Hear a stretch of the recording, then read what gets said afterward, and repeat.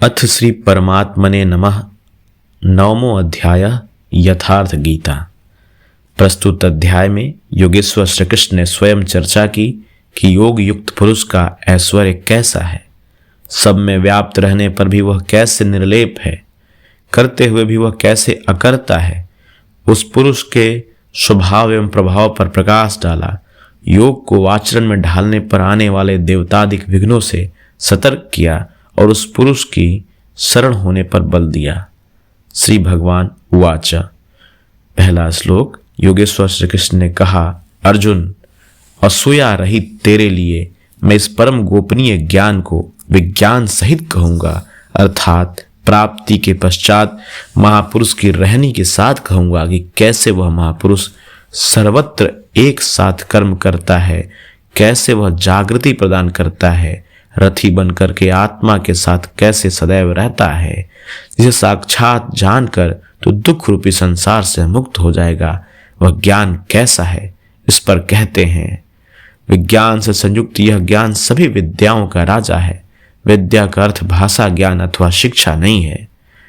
विद्या उसे कहते हैं कि जिसके पास आए उसे उठाकर ब्रह्म पथ पर चलाते हुए मोक्ष प्रदान कर दे।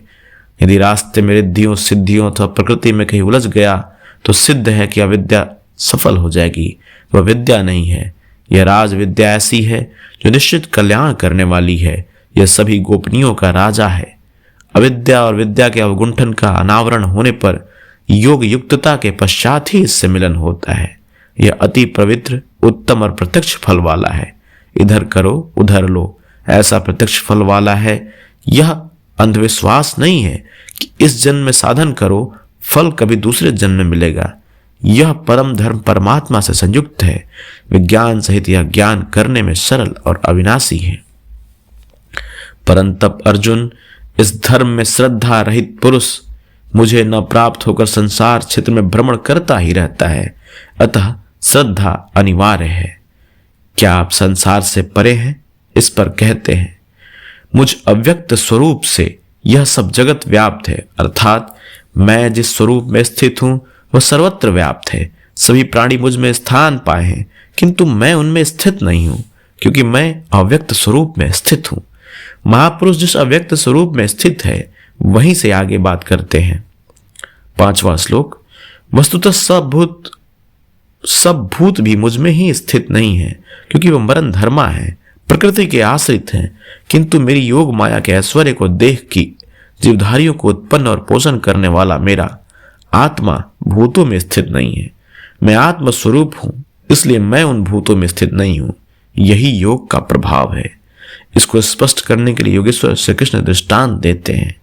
जैसे आकाश से ही उत्पन्न होने वाला महान वायु आकाश में सदैव स्थित है, किंतु उसे मलिन नहीं कर पाता, ठीक वैसे ही संपूर्ण भूत मुझ में ही स्थित हैं, ऐसा जान। ठीक इसी प्रकार मैं आकाशवत निर्लेप हूं, वे मुझे मलिन नहीं कर पाते। प्रश्न पूरा हुआ। यही योग का प्रभाव है। अब योगी क्या करता है? सातवां श्लोक। अर्जुन, कल्प के विलय में सब प्रेरित प्रकृति अर्थात मेरे स्वभाव को प्राप्त होते हैं, और कल्प के आदि में मैं उनको बार बार विसृजा में विशेष रूप से सृजन करता हूं। थे तो वे पहले से, किंतु विकृत थे, उन्हीं को रचता हूं, सजाता हूं। जो अचेत है उन्हें जागृत करता हूं, कल्प के लिए प्रेरित करता हूं। कल्प का तात्पर्य है उत्थान, उन्मुख परिवर्तन। आसुरी संपदा से निकलकर जैसे जैसे पुरुष दैवी संपदा में प्रवेश पाता है, यही से कल्प का आरंभ है। और जब ईश्वर भाव को प्राप्त हो जाता है, वही कल्प का क्षय है। अपना कर्म पूरा करके कल्प भी विलीन हो जाता है। भजन का आरंभ कल्प का आदि है, और भजन की पराकाष्ठा जहां लक्ष्य विदित होता है, कल्प का अंत है। जब यह क्षर आत्मा योनियों के कारणभूत राग द्वेषादि से मुक्ति पाकर अपने शाश्वत स्वरूप में स्थिर हो जाए, इसी को श्री कृष्ण कहते हैं कि वह मेरी प्रकृति को प्राप्त होता है। जो महापुरुष प्रकृति का विलय करके स्वरूप में प्रवेश पा गया, उसकी प्रकृति कैसी है? क्या उसमें प्रकृति शेष ही है? नहीं। अपनी प्रकृति अर्थात महापुरुष की रहनी स्वीकार करके अपने अपने स्वभाव में स्थित प्रकृति के गुणों से परवश हुए इस संपूर्ण भू समुदाय को इस संपूर्ण भूत समुदाय को मैं बारंबार विशेष सृजन करता हूँ, विशेष रूप से सजाता हूँ, उन्हें अपने स्वरूप की ओर बढ़ने के लिए प्रेरित करता हूँ, तब तो आप इस कर्म से बंधे हैं। अध्याय 4:9 में योगेश्वर श्री कृष्ण कहते हैं कि महापुरुष की कार्य प्रणाली अलौकिक है। अध्याय 9:4 में अव्यक्त रूप से करता हूं, यहां भी वही कहते हैं, धनंजय, जिन कर्मों को मैं अदृश्य रूप से करता हूं उनमें मेरी आसक्ति नहीं है। उदासीन के सदृश स्थित रहने वाले मुझ परमात्मा स्वरूप को वे कर्म बांधते नहीं, क्योंकि कर्म के परिणाम में जो लक्ष्य मिलता है उसमें मैं स्थित हूं, इसलिए उन्हें करने के लिए मैं विवश नहीं हूं। यह तो स्वभाव के साथ जुड़ी प्रकृति के कार्यों का प्रश्न था। महापुरुष की रहनी थी, उनकी रचना थी। अब मेरे अध्यास से जो माया रचती है वह क्या है? वह भी एक कल्प है। 10वां श्लोक। अर्जुन, मेरी अध्यक्षता में अर्थात मेरी उपस्थिति में सर्वत्र व्याप्त मेरे अध्यास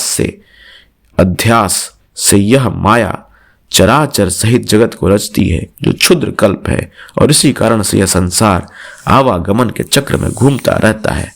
प्रकृति का यह क्षुद्र कल्प जिसमें काल का परिवर्तन है, मेरे अध्यास से प्रकृति ही रचती है, मैं नहीं करता।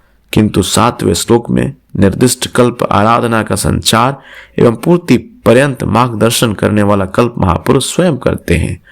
एक स्थान पर वे स्वयं करता है जहां वे विशेष रूप से सृजन करते हैं, जहां कर्ता प्रकृति है, जो केवल मेरे अध्यास से यह क्षणिक परिवर्तन करती है, जिसमें शरीरों का परिवर्तन, काल परिवर्तन, युग परिवर्तन इत्यादि आते हैं।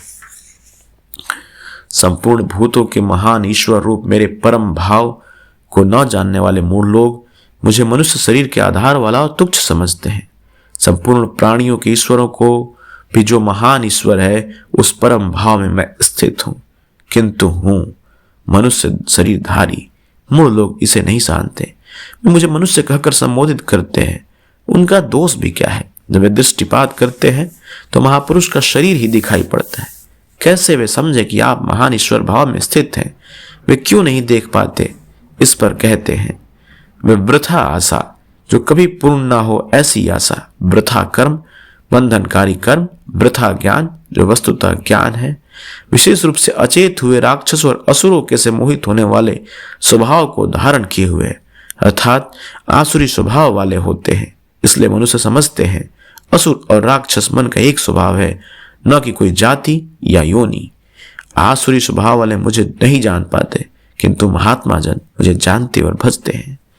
परंतु हे पार्थ, दैवी प्रकृति अर्थात दैवी संपद के आश्रित हुए महात्मा जन मुझे सब भूतों का आदि कारण अव्यक्त और अक्षर जानकर अनन्य मन से अर्थात मन के अंतराल में किसी अन्य को स्थान न देकर केवल मुझ में श्रद्धा रखकर निरंतर मुझे भजते हैं। किस प्रकार भजते हैं? इस पर कहते हैं, वे निरंतर चिंतन के व्रत में अचल रहते हुए मेरे नाम और गुणों का चिंतन करते हैं, प्राप्ति के यत्न करते हैं और मुझे बारंबार नमस्कार करते हुए सदैव मुझसे संयुक्त होकर अनन्य भक्ति से मुझे उपासते हैं, अविरल लगे रहते हैं। कौन सी उपासना करते हैं? कैसा है यह कीर्तिगान? कोई दूसरी उपासना नहीं, वरन वही यज्ञ जिसे विस्तार से बताया है, उसी आराधना को यहाँ संक्षेप में योगेश्वर श्री कृष्ण दोहरा रहे हैं। ज्ञान यज्ञेन चाप्यन्ते यज्ञन्तो मामुपासते एकत्वेन पृथक्त्वेन बहुधा विश्वतो मुखम। उसमें से कोई तो मुझे सर्वव्याप्त विराट परमात्मा को ज्ञान यज्ञ द्वारा यज्ञ करते हैं, अर्थात अपनी हानि लाभ और शक्ति को समझकर इसी नियत कर्म यज्ञ में प्रवृत्त होते हैं। कुछ एकत्व भाव से मेरी उपासना करते हैं कि मुझे इसी में एक हो जाना है, और दूसरे सब कुछ मुझसे अलग रखकर मुझे समर्पण करके निष्काम सेवा भाव से मुझे उपासते हैं तथा बहुत प्रकार से उपासते हैं, क्योंकि एक ही यज्ञ के ये सभी ऊंचे नीचे स्तर हैं। यज्ञ का आरंभ सेवा से ही होता है, किंतु उसका अनुष्ठान कैसे होता है? योगेश्वर श्री कृष्ण कहते हैं, यज्ञ मैं करता हूं, यदि महापुरुष रथी ना हो तो यह यज्ञ पार नहीं लगेगा। उन्हीं के निर्देशन में साधक समझ पाता है कि अब वह किस स्तर पर है, कहां तक पहुंच सका है, वस्तुतः यज्ञ करता कौन है।